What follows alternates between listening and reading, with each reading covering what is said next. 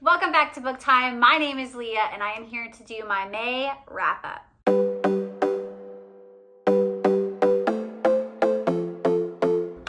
Welcome back to my channel. I am so excited to be here for a wrap up with you. And I just hit over 200 subscribers and I cannot believe it and I cannot thank you enough.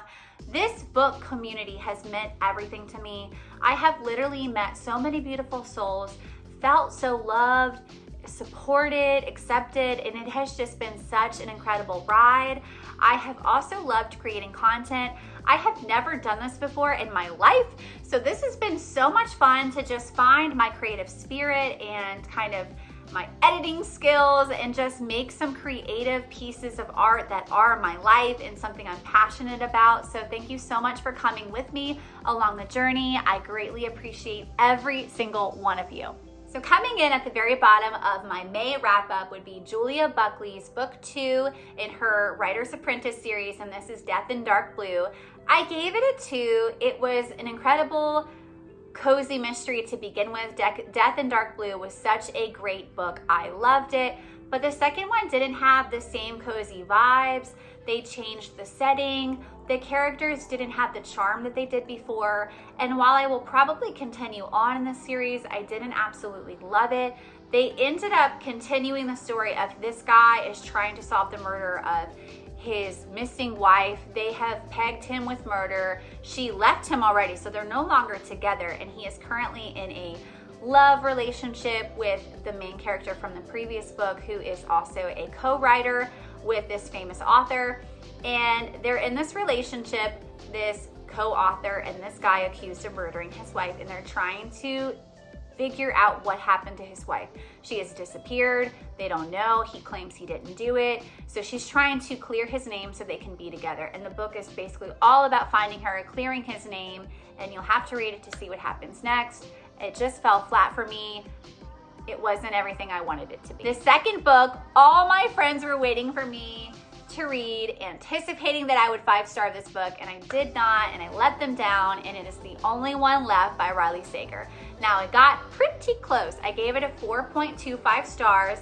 This book was really good. It was atmospheric, it was gothic, it was a little dark in certain parts, but what I didn't like about it was maybe the pace. I kind of like a dive right in and you are literally like in the front seat driving fast in this thriller. There are already things happening. It's go, go, go. But this definitely had a slow burn, slow build to it. A lot of people will disagree. They will think that it was interesting from the get-go, but I just did not enjoy the book for about 70% of the book. The last 30%, I will say, the reason I gave it such a high rating is Riley Sager is known for amazing plot twists, and that was such a great plot twist. But the book centers around a folklore kind of story about this older woman named Lenora who lives in this beautiful mansion at the top of a hill, and there's a chant or a mantra that goes along with her, like that she killed people in her family, that she basically murdered them in cold blood, and so everyone steers clear of her. Well, there is a main character who is a nurse, and she ends up getting in a sticky situation where she does something that is not morally right, and for that reason they cannot fire her, the place that she's working at, but they decide to give her a horrible job that's like bottom of the rung nursing, and that is to be the home live-in aide for this lady Lenora, who lives in this place on the hill, who's been accused of killing her whole family. Can you imagine being a nurse going to work for someone who has supposedly killed their entire family? So the nurse ends up working for Lenora as her home live-in aide nurse, and she starts to discover that not everything is how it seems, and she begins to dig up the past on the story and kind of gets a little bit of the puzzle pieces that were missing, and she decides that she is going to either prove that this woman is innocent or prove that she is guilty, and we are along for the journey. And the plots and twists at the very end were just absolutely incredible. So for that reason, I gave it a 4.25 star. The next book I read is Serpent on the Wings of Night by Carissa Broadbent, and I gave this 5 stars. I absolutely loved this book. It was vampires. It was fantasy, high fantasy. You definitely had to pay attention. It follows this girl who is not a vampire, but she is found by a vampire king. and he decides not to turn her, and it becomes kind of like his pet daughter, and they don't understand why he has such a loving relationship with this person who is not actually a vampire. Well, they end up having this big competition to where there has to be one person left standing. And I'm not going to give too many details away because I don't want to spoil it, but she basically has to find allies and make it through a certain period of time. And then after that certain period of time ends, then she would have to then kill her allies to be able to claim the victory. And she starts to have a crisis, like a personal crisis in certain situations where she doesn't understand why she's in the situation. She starts to fall in love with one of her allies who is actually supposed to harm her and has so much power over her. And she is basically in a situation where she is not a vampire, but she is in a competition full of vampires. And as you can imagine, she's kind of like bait in a way, like not safe. And the book plays out in an incredible way where you find out some secrets about her that we didn't know, some missing pieces of the puzzle, the true nature of the father that she has loved her whole life. And he has been preparing her for this moment to take over as kind of his second in command. And we find out so many incredible things, but also disappointing things. But the book ends on such a cliffhanger. And the love story is so amazing. There's a little bit of spice, but I would say that this is one of the best vampire stories I have read ever. The next book I read was Live and Let Chai. Such a cute cozy by Bree Baker. I actually buddy read this with my friend Jules from Books and Things on YouTube and my best friend Wendy at Wendy's Inspired Reads on YouTube. We had such a great time with this book. Now, they were a little bit ahead of me, so I had to like rush to catch up. It follows this lady who moves back to her hometown to open a sweet tea cafe right on the beach in this like beautiful coastal town of Lake Erie. And she is like absolutely hilarious. The banter between her and some of the characters was just top notch. She ends up having a situation where she has poured and invested so much time and money into this sweet tea business, and her aunts help her with it. They give her all the recipes. They're like amazing family recipes that she will not give the ingredients to. And there's a guy that is constantly coming in trying to kind of shut her down. He doesn't believe she should be operating without listing all of her ingredients in case somebody like would come and have an allergy and get in trouble with that. So he's constantly like against her, trying to shut her down. And she keeps like entertaining him when he comes to stop by the tea restaurant. She's giving him free samples of different things. Well, then one day he is found murdered with one of her tea glasses. And so they're tracing it all back to her. She looks very guilty. They bring in a new character who is a detective, and he has kind of an interesting past, and he has some secrets about him. And then you end up having this incredible story where she is trying to prove her innocence while also falling in love with this quirky, fun, gritty detective that came to town. And the banter and the sweet vibes in this book, it's cozy mystery, it's a food cozy, there are sweet tea recipes in it. It was just such an amazing time, and me and my best friend Wendy and Jules had the greatest time reading it, and I'm absolutely going to continue in the series. I gave this book a 3-star, but I thought it was just such a great time and I loved it. The next book I read was Survive the Night. I am trying to get through all of Riley Sager's backlist. I love Riley Sager. He's an incredible thriller writer. Survive the Night, I gave 5 stars. Everybody was shocked because not a lot of people like this book apparently. I loved it. It follows this girl who has gone through some trauma in her life to where she has very real life hallucinations, and she calls them mini movies. And she actually gets stuck in real time seeing these movies in her mind, and she doesn't always have a good handle on reality. So she ends up wanting to leave her college, decides that she's going to get a ride on the ride board for college with a random stranger she has never met before, which is obviously not a good idea.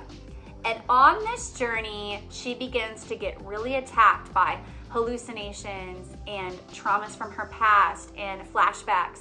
And so much so that she cannot really decipher what is reality and what is fake. The premise of the book is kind of like the 1944 movie Gaslight, which is one of my favorite movies. And so all the Hitchcock references, Alfred Hitchcock movie references, all of the old-timey movie references, it had me sold. I'm a very big person for cinema. I love Alfred Hitchcock. If you have not watched his movies, you should check it out. My favorite thriller movie is Rear Window with Jimmy Stewart. And so this book references a lot of the movies that I love, and I loved it for that reason. Basically, she is in the situation where she ends up finding herself not able to decipher reality, and it gets her into some very bad situations. But the book ends on such an incredible note and a shock value that will have your jaw dropping, and it was such an incredible read. 5-star. The next book that I read was also by Riley Sager, and that was Lock Every Door. I gave it a 3.5 star. It was a very good book. It was this old building in New York City that has so much folklore, so many bad stories, such a seedy past. People basically say that a lot of bad things have happened here, that the people inside have some type of cultic group or something crazy. And so you don't really know what's gonna happen. Well, they end up basically targeting people who need money and are in money situations that are very negative. And one of these girls ends up being a target. They're asking her to come and live in one of these luxurious apartments, basically rent-free, because they want her to house sit them, and they're going to pay her to do it. So who wouldn't want that gig, right? She immediately agrees to it. She thinks it's such a great financial situation to get her out of a slump, and she ends up going in thinking that this is going to be a life-changing experience. She has read about this building. It's a very popular building in New York called the Bartholomew. And so she has been wanting to visit this place. It is the place where a fictional character in one of her favorite books lived, and she is constantly talking about the beautiful views from this building. And so when she ends up staying here, she thinks it's going to be an amazing, life-altering experience, and it ends up being so negatively. I also read Home Before Dark, which is another Riley Sager book. I'm trying to read all of his books before we see him on June 24th, which I'm so excited to do. And this was a wild ride. I gave it a 4.5 star, but I will say that it was probably one of my more favorite books of his. It was very atmospheric as well, dark, Scooby-Doo, haunted house type of book. Basically what you're doing is you're following this girl in modern day right now who is reflecting on a book that her father wrote when she was a child about her childhood home. The book is called The House of Horrors, and he claims that there were so many different paranormal things that happened in this house. So she is an adult now, and she is going back to that house, and she inherits that house from her father who passed away. And she is going to renovate it and sell it on the market. But she has a lot of questions as she begins to walk through the door and really welcome the house back into her present day. She remembers a lot of different things that happened, and the house and being in there triggers a lot of past traumas and memories that she has. And she is trying to reconcile the present of what she believes is her true reality to the past, which her dad has told her was full of all of these insane things. And so she begins to kind of ask around different key people in the town who know about the house and who have been involved with her dad when he was writing the book. And she's trying to get to the nitty-gritty of, is this story that happened to me really true? It was such a great book. Spoiler alert though, I will have to say, if you don't want to hear this, skip ahead. There are lots of snakes, and there's also a Ouija board in there. So I would just be careful if you're someone who is very sensitive to certain types of content. Be careful. I know I am someone who does not like to read a lot of paranormal things, and so this was a bit of a stretch for me. But I promise you, it is not the main focus of the book, and it is something you can easily skip over. The last book I read for June, and I'm losing the light, so I have to hurry, was Kylie Logan's Mayhem at the Orient Express. 5-star cozy all day long. This cozy was also about a Chinese restaurant that just came into town, and these 4 women end up going there at the same time. And these are 4 women that cannot get along. They live in the same neighborhood, and they're constantly in neighborhood court trying to like find ways to get along and live together in harmony. They all have issues with one another. They end up going to neighborhood court all the time fighting, and the mediator in neighborhood court sentences them to start a book club together in an effort to get to know each other and try to get along better. And so you're following these women who don't want to be together, who don't like each other, into this book club. They decide to pick Agatha Christie's Murder on the Orient Express as their book club pick. They all start reluctantly reading it, and then life mimics art. Is that how you say it? Life mimics art. Whenever they all begin to notice that something is not quite right when they are together at this Chinese restaurant, they are wondering where the proprietor, their favorite person, Peter Chan, who has the most amazing peanut orange chicken, where is he? Why isn't he here taking our orders? What's going on? They end up finding him dead together, and they are all curious because there is a really creepy note, and they're wondering, what happened to him? Was he murdered in our small town?